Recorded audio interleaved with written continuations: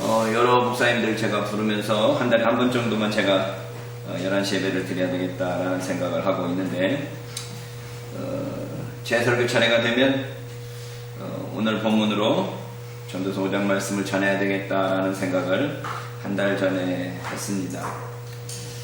제가 이 본문을 맨 처음에 접했던 때가 신학교 들어가서 성서유니온에서 일하시는 목사님 모셔가지고 이 본문을 통해서 말씀을 전하시는데 제가 충격을 받았습니다. 아, 성경에 이런 말씀도 있구나 라는 생각을 한 거죠. 너는 하나님 앞에서 급한 마음으로 함부로 입을 열지 말라는 것 아닙니까? 당시 제 상태는 방언기도, 통성기도 뭐 이런 거에 열을 올리던 때였는데 당혹하지 않을 수가 없었습니다.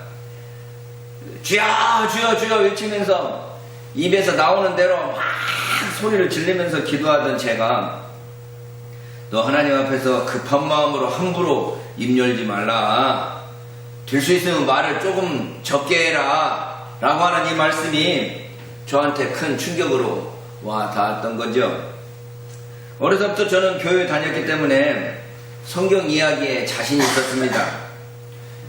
미션스쿨 선생님들도 수업하다 말고 성경에 대한 이야기 나오면 저한테 질문을 했죠. 홍찬혁 대답해봐 뭐 이렇게 말을 하면 제가 성경에 관한 이야기는 질문했을 때 막힘이 없이 대답했었던 것 같습니다. 역사 선생님이 형사 취수제 이야기하면서 성경에도 이런 이야기 나오지?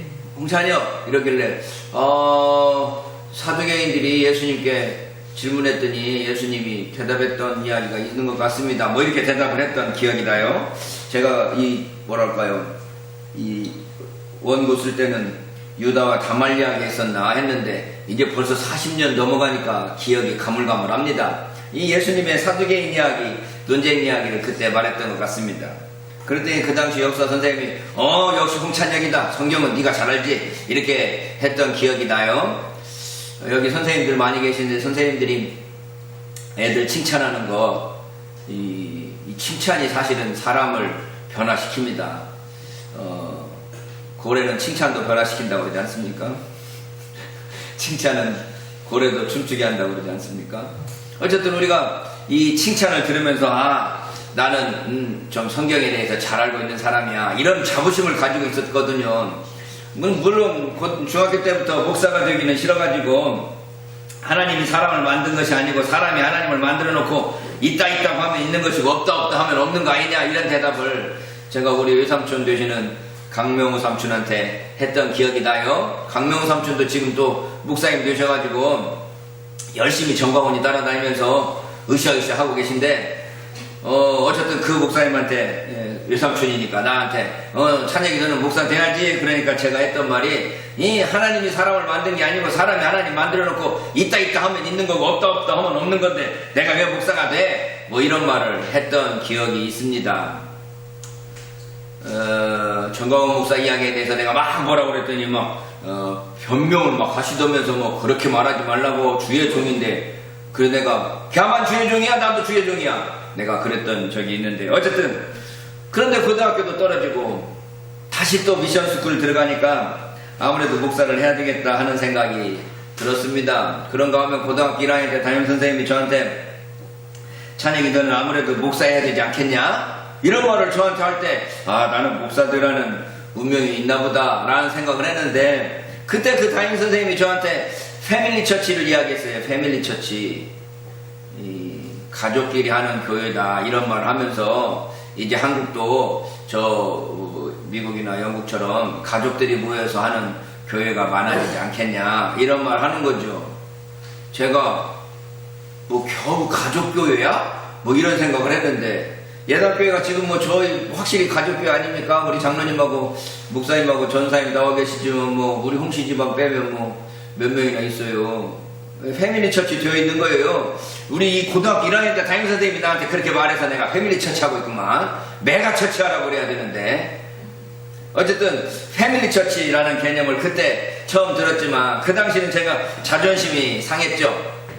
겨우 목사 돼갖고 패밀리 처치를 하고 있어야 되나 내가 이런 생각을 하고 있는데, 이 앞뒤 생각은 잘 나가지는 않지만 종례 시간에, 그 당시는 종례 시간이 있었어요. 요즘에도 종례 시간 있나요? 종례 시간이 되면 꼭 애국가가 울려 퍼지고 국기에 대해서 일어서서 국기에 대한 맹세도 한바탕 하고 막 이랬습니다. 그런데 그날 애국가가 울려 퍼지는데 갑자기 하나님 보호하사 우리나라 만세라는 구절에서 갑자기 저도 모르게 눈물이 주르륵 흐르는 겁니다. 하나님이 보호하사 우리나라 만세라니 하는 생각을 하는 거죠. 아, 우리나라 만세, 우리 민족, 우리 이 북한의 동포들을 위해서 내가 선교 나가야 되는구나 이런 생각을 하면서 눈물이 쭈르륵 나길래 이제 앉아가지고 눈물 흘린 거 감추려고 이게 엎드려가지고 눈물을 닦고 있는데 갑자기 어떤 친구가 야야 찬영아 일로 와봐 그러길래 웬일이야 하고서는 얼른 닦고 눈물을 닦고 가봤더니 그 친구가 나한테 질문하는 것이, 야 너 한마디로 앞으로 목사 돼가지고 목회할 거야 선교할 거야 이렇게 질문하는 거예요. 그 제가 금방 눈물 흘리면서 아 나 북한 선교해야지 하는 생각을 하고 있었기 때문에 아 나 선교할 생각인데 그랬더니 그럼 우리 같이 선교단체 한번 가보자 해서 그때 만들었던 선교단체가 IMA라는 International Missionary Association, 미셔널인지 미션인지 잘 기억도 안 나네요. 어쨌든 International Missionary Association이라고 해서 제가 단어가 어소시에이션이 무슨 뜻인가 하고 찾아보기도 하고 뭐 그랬던 기억이 납니다. 이 선교단체를 목사님이 만드셔가지고 방글라데시로 의료 선교사들을 많이 파송했던 것으로 기억합니다. 어쨌든 그 친구가 저한테 자기 집안 자랑을 막 하는 거예요. 우리 집은 다 방언받았어.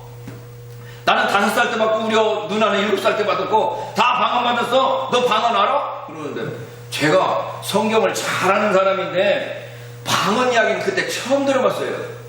고등학교 2학년 때인 것 같아요. 처음 들어봤어요. 방언?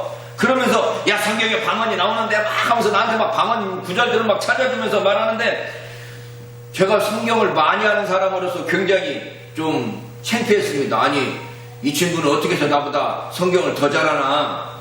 그 친구 이름이 한수민인데 몇 년 전에 제가 전주 내려가서 한수민 소식을 들으니까 선교사로 나가 있고 한국에 들어와서 전주에 있다고 그러길래 제가 전화해서 좀 찾아보려고 막 연락을 했는데 연락이 안 되더라고요. 그 한수민 어머님을 만났는데 한수민이 저 친구인데요 해가면서 나 좀 소개해달라고 그랬는데 전화번호 주겠다고 그랬는데 연락이 안 돼서 아 내가 나한테 이렇게 충격을 줬던 친구에 대한 내 어떤 그리움 또는 만나고 싶은 마음 나는 있는데 그 친구는 없는가 보구나 라는 생각을 했어요. 제가 고등학교 때 그렇게 좋아했던 친구들 몇이 있는데 하나는 전주에 살고 하나는 지금 달라스에 사는데 달라스에 사는 놈을 그렇게 제가 애지부중지 좋아했는데 이놈의 새끼 지금 미국 간 지가 40년 30년 넘어가는데 한국에 한 번도 안 왔다고 그래서 내가 정말 한 번도 안 왔나 했더니 작년에 왔다 갔다 하면서 나한테 연락도 없이 그냥 가버렸더라고요. 아 이게 내 마음하고 상대방 마음하고는 틀리구나. 세월이 지나가면서 뭐 이런 걸 느꼈습니다. 어쨌든 그 친구가 자기 집안 막 방언 이야기하고 막 그러는데 내가 성경을 모르는 것에 대해서 아이 참 창피했죠.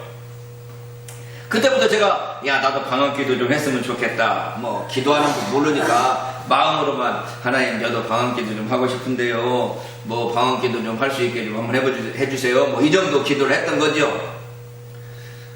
근데 재수할 때 저희 교회에 하늘산 기도원에 이천성 목사님이 오셔서 부흥회를 하는 거예요. 이천성 목사하면 방언 기도로 유명한 사람 아닙니까? 그래서 제가 야 이 기회는 왔다 하면서 부흥회 열심히 참석하면서 제 친구가 너는 재수하는 거냐 뭐 신학교 다니는 거냐 이래가면서 저한테 막 혼내쳤던 때인데 막 기도하면서 방언 기도 달라고 기도했는데 새벽녘에 저도 모르게 발이 터지더만요. 방언 기도가 터졌어요. 1980년 4월 19일 새벽 3시에 방언 기도가 터져서 야 신났습니다. 버스 타고 다니면서도 낼렐레 하고 다니고 이렇게 하면서도 낼렐레 하고 다니고 신나게 다녔습니다. 이게 아무 때나 되는 것이 신기했어요. 이 제가 나중에 대학교 다니면서 방언 기도하는 그런 선교단체에서 이야기를 들으니까 그 선교단체 목사님은 뭐라고 말하는가 하면 방언 기도를 알기 위해서 성경이 방언이 어디서 나오느냐를 봐갖고 창세기부터 계속 읽었는데 방언이 안 나오더래. 방언 나올 때까지 읽으려고 읽었다 보니까 처음에 나오니까 마가복음 16장이더라고. 마가복음 16장에서야 방언 이야기가 나오더라고 하면서 방언에 대한 자기 간증을 하는 것을 들었습니다만은 저도 어쨌든 열심히 그 기도에서 그날 방언을 처음으로 해봤습니다. 우리가 한국교회는 이 통성 기도가 대표적인 기도 형태가 되어버렸습니다. 우리 교회는 거의 통성 기도를 안 하니까 저도 이제 통성 기도 다른 곳에서 하려면 좀 익숙해지지를 않는데 큰 소리로 기도해서 다른 사람의 기도 소리가 내게 들리지 않도록 해야 됩니다. 그러기 위해서 내가 더 큰 소리 쳐야 됩니다. 목소리 크기 경쟁이 되었습니다. 주여! 주여! 하면서 더 소리를 질러야 됩니다. 무슨 소리도 하는지도 모르고 막 소리를 질러내야 됩니다. 그런 기도가 익숙해져야 방언이 가능할 것 같습니다. 저도 모르게 제 혀 홀로 소리를 내기 시작하는 것입니다. 랄랄라 하든지 렐렐레 하든지 이 소리가 나기 시작하는 거죠. 대학에 가서 영어 회화 시험을 보는데 다른 애들은 이제 선생님 앞에서 5분 스피치를 해야 됐습니다. 대부분이 이제 막 선생님들 앞에서 5분을 이야기해야 되니까 신문에서 어느 기사를 오려가지고 그걸 외우기도 하고 또는 어느 소설책의 한 구절을 외워서 선생님 앞에서 말하기도 하는데 저는 뭐 쉽게 이야기했습니다. When I였어요. 뭐 children 나는 어렸을 때 뭐 이래가면서 이게 지금 영어가 안 됐네. 이래가면서 내가 어렸을 때부터 교회 다녔는데 하면서 제 이야기하면서 방언 이야기를 막 했어요. 내가 방언 이야기 듣고 내가 방언하려고 막 했다가 나 방언한다. 막 그랬더니 이 교수가 눈이 동그래져갖고 너 진짜 방언해? 너 지금도 하냐? 그리고 내 앞에서 한번 해봐. 그 앞에서 나나나나 막 했죠. 막. 그때 그 교수가 와, 너 아주 신기하다. 그러면서 아랍어, 자기가 듣기는 아랍어 비슷하다. 그러면서 A학점 주더라고요. 내가 A학점 별로 못 받았는데 A학점 받았습니다. 어쨌든 그렇게 제가 그렇게 기도하고 부르짖고 통성으로 기도하던 그때 그리고 다른 사람이 듣든 안 듣든 주님께서만 들으시면 된다고 소리 지르면서 기도하면서 침이 튀도록 부르짖어야 속이 후련됐던 그때 그리고 기도를 하려면 기도한 것처럼 좀 목이 적당하게 쉬고 이래야지 기도한 것처럼 들었던 그 기도했다고 생각이 들었던 그때 이 본문을 듣게 된 겁니다. 너는 하나님 전에 들어갈 때 네 발을 삼갈지어다.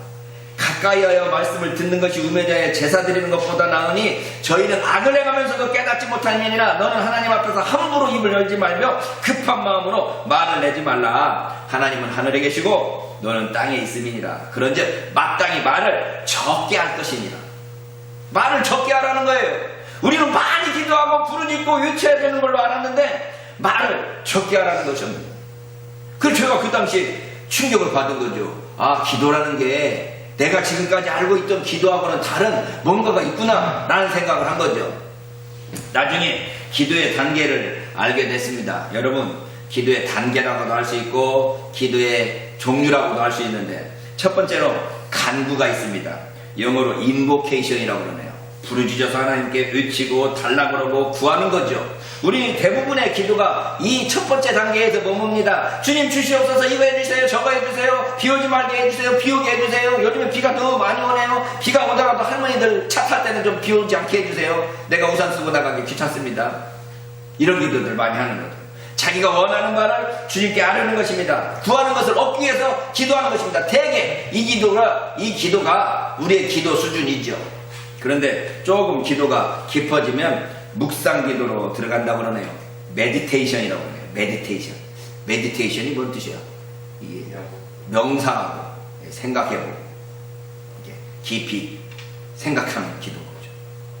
그러니까 내가 입으로 막 떠드는 게 아니라 이 생각 속에서 주님께서 나에게 뭘 원하시고 하나님에 대해서 나시 무엇인가에 대해서 이 메디테이션, 명상, 묵상하는 기도를 하게 된다는 거죠. 그런데 여기서 끝나는 게 아니라 세 번째 단계를 이야기합니다. 관상이라고 합니다. contemplation. 여기서 템플에서 나왔나? 라는 생각을 하는데 템플이 성전이란 말이에요. contemplation이라고 말해요. 뭐라고 해요? 관상 기도라고 해요. 관상이 볼관자에다가 형상상자라고 형상을 보는 기도 뭐 이렇게 이야기 되는데, 이거 이제 명상보다 더 깊어진 단계를 말하죠. 하나님의 뜻을 보는 뭐 그런 걸 의미하는지 어쨌든 더 깊은 단계를 이야기합니다. 작년인가 재작년인가 통합칙인지 고신칙인지 제가 기억이 안 나는데, 대형 교단에서 관상기도는 기독교적인 것이 아니다, 이단이다, 이렇게 말했어요. 이 관상기도가 어디서 나왔는가 하면 정교회에서 나왔고, 정교회에서 이 천주교회로도 넘어가서 천주교회에서도 뭐 한다고? 저쪽으로 들어가서 멀리 들어가는, 피양이 아니고 저 몇 주 동안 들어가서 하는 기도들이 있죠. 천주교 그걸 뭐라고 그러죠? 어쨌든 그런 걸로 들어가서 깊이 기도하는 단계로 들어가는 걸 뭐랄까 관상 기도라고 합니다. 그러니까 막 소리 지르고 외치는 그런 기도가 아니고, 또 묵상만 하는 그런 기도가 아니라 이 하나님과 어떤 그 영적인 세계를 이렇게 통하는 그런 기도를 말하는 거죠. 그래서 마지막 결론은, 마지막 최종적인 단계는 신인합일의 기도라 이렇게 말합니다. 하나님과 내가 하나가 되어서, 어떻게 보면 기도가 필요 없는 단계고 하나님과 하나가 되어서 행하는 단계라고 할 수 있는 거죠. 이렇게 말을 했지만 제가 이 기도 단계에 들어갔다고 말을 할 수가 없기 때문에 이렇게 있더라는 정도로 제가 증거할 수밖에 없어요. 근데 한번 여러분, 저와 여러분들의 기도 단계를 생각해 봅시다. 지금 여러분과 저는 주님 주시옵소서 이 기도만 계속하고 있습니까? 아니면 좀 명상하면서 주님의 뜻이 무엇인가를 좀 기도하고 고민하면서 묵상하고 있습니까? 오늘 217장 주님의 뜻을 이루소서 고요한 중에 기다리니 주님과 함께 동감을 만민이 알게 하여서 하면서 정말 명상하면서 기도하는가? 아니면 더 깊은 기도로, 내가 이 묵상까지는 이해할 수 있겠는데 명상은 이 관상을 제가 아직 이해할 수가 없어요. 관상 기도로 하나님의 뜻을 보고 하나님과 깊이 일체감을 느껴서 마지막 하나님과 하나 되는 그런 단계까지 우리 기도가 들어갔는지, 우리 기도의 단계를 좀 생각을 해봐야 되는 거죠. 여러분, 근데 우리는 세상의 종교를 둘로 나눌 수 있습니다. 하나는 물론 여러 가지 방법으로 나눌 수 있겠지만, 하나는 듣는 종교이고 다른 하나는 말하는 종교입니다.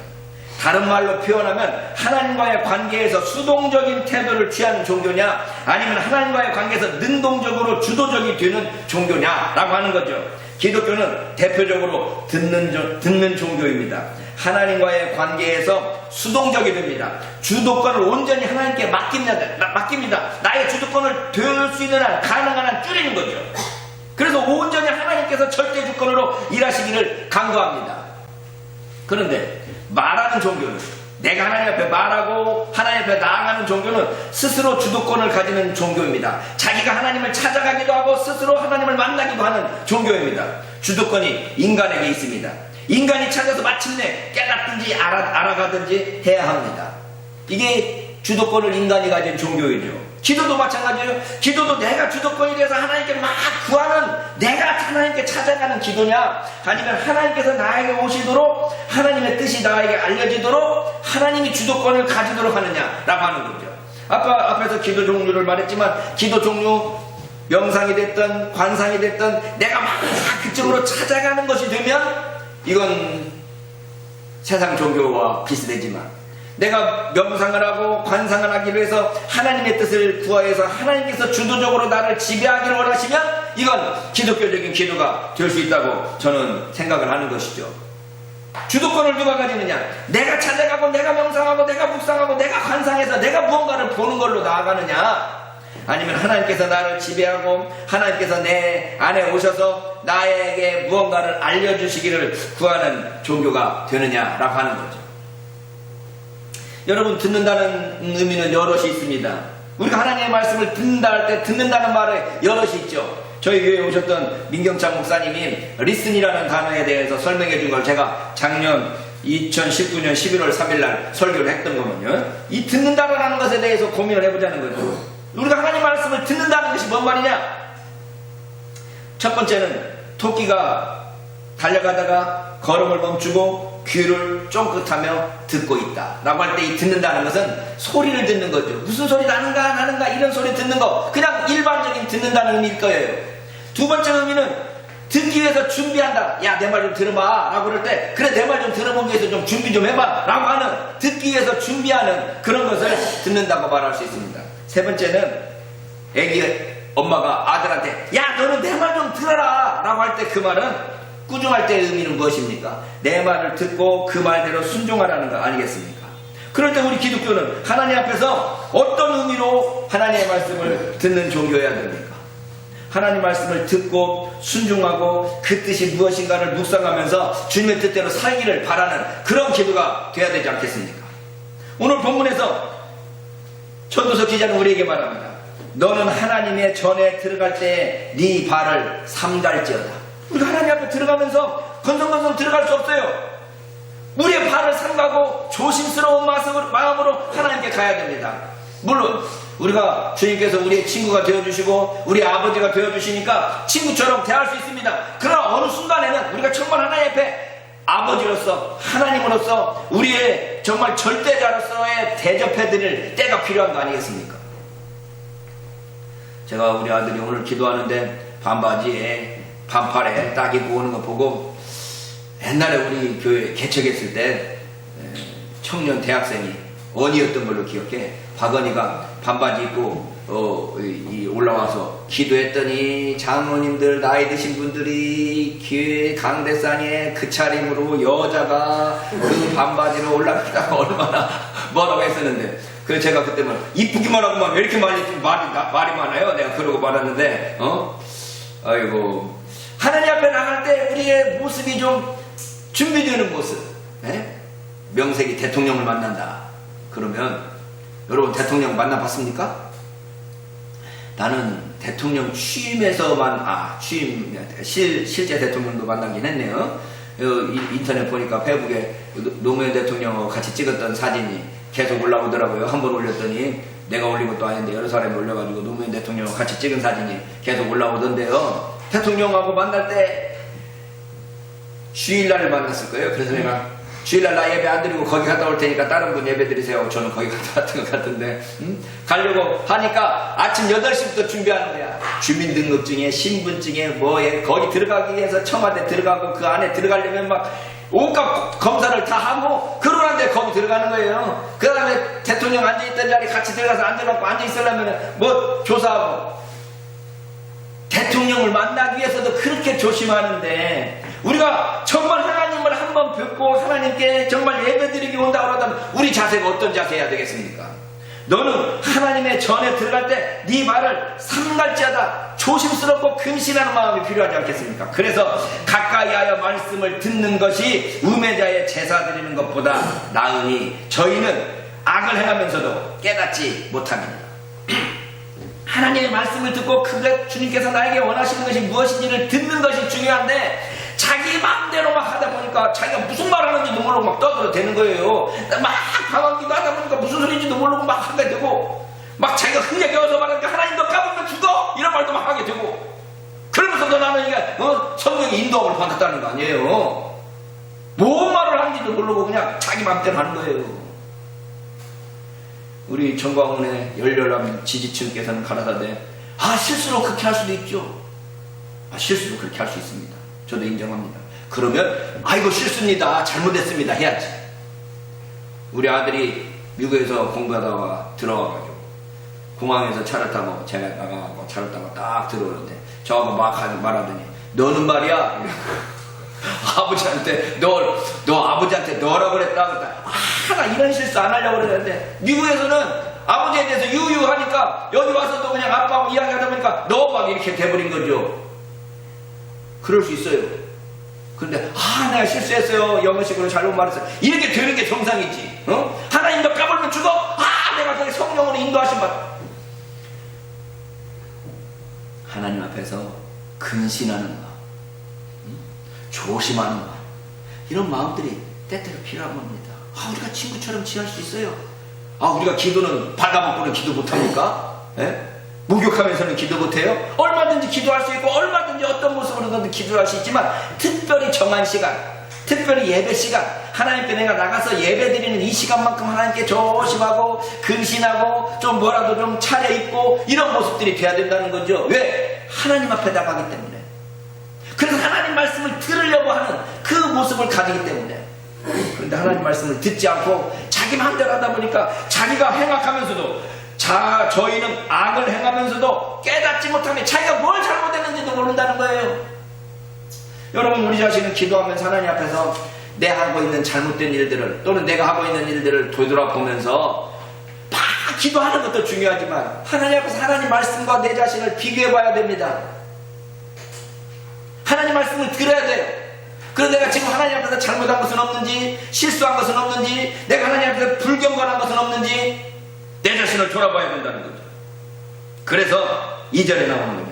너는 하나님 앞에서 함부로 입을 열지 말며 급한 마음으로 말을 내지 말라. 하나님 앞에서 서원 함부로 할 게 아니에요. 이렇게 저렇게 나 이렇게 하겠습니다, 저렇게 하겠습니다. 40 넘고 50 넘고 교회 다닌 지 몇십 년 되다 보니까 서원 해가지고 서원 제대로 지키는 사람 별로 못 봤습니다. 나는 목사 사모 될 거예요. 좋은 남자 만나니까 얼른 가버리더만. 목사 사모 함부로 된다는 말할 필요 없어요. 서원 함부로 하지 마. 말 함부로 내지 말고 하나님 앞에서 우리의 이성을 사용해서, 우리의 정신을 사용해서, 우리의 지각을 사용해서 하나님과 대화하며 하나님의 뜻을 물어봐야 된다는 거죠. 그 말 함부로 하지 말고. 마지막에 그래서 너는 하나님은 하늘에 계시고 너는 땅에 있음이니라. 그런즉 마땅히 말을 적게 할 것입니다. 말을 많이 해서 많이 배우는 게 아니에요. 적게 하더라도 한마디 안 하더라도 배울 수 있는 겁니다. 부처님께서 여러 제자들이 있는 상황에서 연꽃 하나를 딱 들었어요. 모든 제자들이 저게 뭔 짓인가 하고 어리둥절하고 있는데 저 뒤에 있는 제자 한 명이 빙그레 웃습니다. 부처님이 저 꽃을 든 이유를 내가 알지요. 가섭이라는 제자였어요. 그래서 이 가섭한테 부처님이 자기의 수제자를 명령하는 거 아닙니까? 네가 내 뜻을 아는구나. 아무 말 않고 그냥 꽃 하나 딱 들었는데 빙그레 웃으면서 염화미소라고 그럽니다. 염화미소. 꽃을 들었을 때 웃음을 짓는다. 염화미소. 아무 소리 안 해도 그 뜻을 주고받을 수 있는 그러한 단계가 되는 거 아니겠습니까? 여러분, 우리가 남한테 무슨 말을 들어야 압니까? 우리가 여러분과 저에게 무슨 대화를 하고 통할 때 꼭 말을 해야 합니까? 아무 말 안 해도 눈빛으로만 하라도 우리가 하나님의 뜻을 알 수 있고 하나님께서 내 마음을 알 수 있는 거 아니겠습니까? 어느 권사님이 기도할 때 아버지 내 마음 아시죠? 아버지 내 마음 아시죠? 여러분, 우리가 다른 게 기도할 게 뭐 있습니까? 하나님께서 내 마음 알아주시면 되는 거지. 말을 많이 해 하나님께서 들어주신다고 생각하는 것은 이방인들이 생각하는 거라고 말하고 있지 않습니까? 여러분, 기독교는 듣는 종교입니다. 제사를 드리고 예배하며 기도하는 그 모든 것보다 더 중요한 것이 하나님 말씀을 듣고 순종하는 것이 더 중요하고 하나님이 기뻐하시는 일이라는 것입니다. 그러니 하나님 앞에서 함부로 입을 열지 말아야 되고 급한 마음으로 말을 내지 말아야 됩니다. 가까이에서 하나님 말씀을 들어야 합니다. 몇 주 전에 우리 조동진 목사님이 설교하셨는데 설교 내용은 하나도 기억 안 나고 예와 두 가지만 기억나요. 두 사과 먹은 거, 사과 먹은 두 꼬마하고 망치로 아들 패버리고 자살한 두 가지 이야기는 일주일 내내 한 달 내내 회자되더라고요. 저도 성경 말씀을 하나도 그 양반 그날 본문이 뭐였는지 기억도 안 나. 그런데 사과 2개 먹고 이게 더 맛있네 엄마 먹어 한 그 이야기하고 아들의 망치로 깨뜨려 버리고 그래서 자기 권총 자살한 그 아버지 이야기하고 그 두 가지만 생각납니다. 제가 설교를 준비하면서 나도 그렇게 가슴 뭉클한 그래서 눈물 쭉 흘릴 수 있는 예화들을 준비해야 되나 라는 생각을 하게 됩니다. 제가 9시마다 설교 준비하면서 헬라어를 읽고 또 모르는 단어를 찾아보고 이 뜻이 이 성경은 어떻게 되고 저 성경은 어떻게 되고 영어는 어떻게 되고 이렇게 생각하면서 설교를 준비하는데 이게 바로 무슨 의미가 있을까? 제 스스로 위안을 해보는 겁니다. 하나님 말씀을 드려야 됩니다. 물론 감동적인 이야기 저도 카톡에 하루에 몇 통씩 옵니다. 이런 이야기 저런 이야기 공자 이야기 노자 이야기 저쪽에서 있었던 이야기 완전히 잊어버립니다. 하나님 말씀이 더 중요하다는 것은 잊어버리고 살게 되는 것입니다. 그래서 요즘에 기독교 방송국에서 텔레비전을 하는 목사님들 말씀 들으면 정말 눈물 나는 이야기들이 많은데 하나님 말씀인가? 코미디언이 해도 눈물 날 텐데. 가까이 하여서 하나님 말씀을 들어야 됩니다. 요한계시록에서 복 있는 사람을 열거할 땐 하나님의 말씀을 듣는 사람을 말합니다. 이 예언의 말씀을 읽는 자와 듣는 자들과 그 가운데 기록한 것을 지키는 자들이 복이 있나니 때가 가까웁니다. 읽는 자는 단수입니다. 그 당시에는 성경이 없었기 때문에 오늘날 우리들이 통독하듯이 한 명이 읽으면 나머지는 다 듣습니다. 저는 여러분들이 여기서 성경을 읽을 때 그냥 듣고만 있지 말고 여러분도 성경책을 펴서 같이 읽었으면 좋겠습니다. 읽는 자 한 명이 읽으면 많은 사람이 듣습니다. 듣는 자들이 복이 있습니다. 근데 더 중요한 건 그 가운데 기록한 것을 지키는 자들이 복이 있다고 말씀하고 있습니다. 여러분, 우리는 하나님 말씀을 듣고 그 말씀대로 행하는 자들이 되어야 됩니다. 그게 복 있는 자들입니다. 그 사람들이 진짜 하나님의 자녀들입니다. 우리 모두 하나님의 말씀을 듣고 행하는 자들이 되고 주님으로부터 참된 복을 받아서 누리는 우리 모두가 될 수 있기를 바랍니다. 숫자가 많든 적든 우리가 힘이 있든 없든 정말 하나님 앞에서 하나님의 말씀을 듣고 그 말씀대로 행하고 그 말씀대로 지키는 우리 모두가 되어서 하나님으로부터 칭찬받는 우리 모두가 되기를 주님의 이름으로 축원합니다.